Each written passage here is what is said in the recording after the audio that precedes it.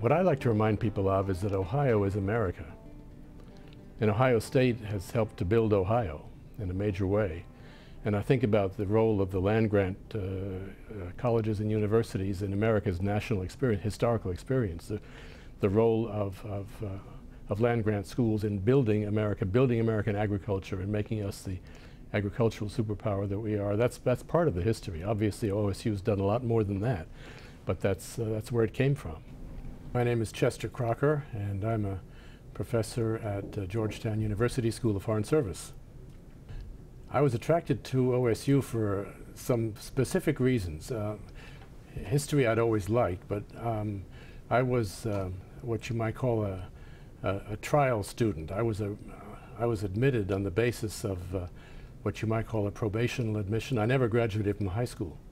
So my opportunity at OSU was a great opportunity to keep up with my age group as somebody who never had a high school degree.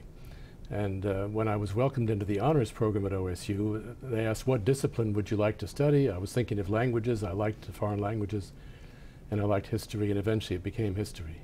I've always been interested in history, and maybe it came from, I don't know, stamp collecting or something, but that's the way it got started.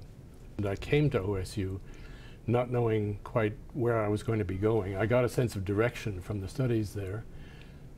I got back on the road of academic performance, and I would say even academic achievement, so that by the time I left OSU in 1963, I was able to apply to all the best graduate schools in the country in my chosen field, which was international studies, international relations, and got into virtually all of them. So I got a very good formation, and it made a big difference. Be hard to ever forget the teaching of Harvey Goldberg, who taught the history of the French Revolution at OSU and was one of the leading lights in the department back in the early 60s.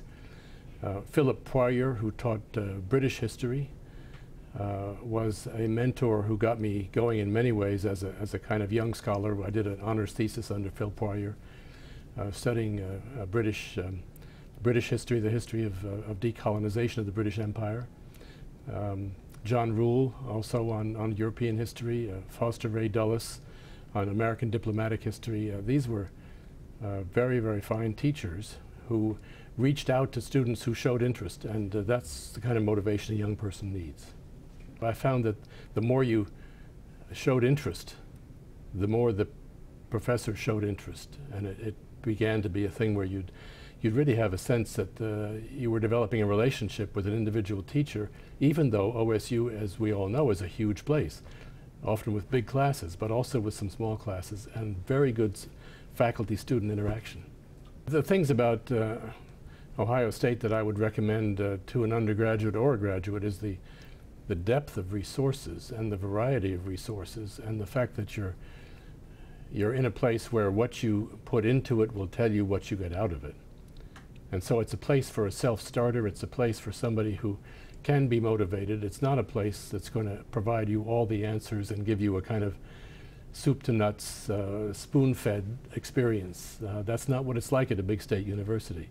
So it's not for everybody, but it's for those folks who want that kind of experience and who are going to be motivated and stimulated by the range of offerings that are there.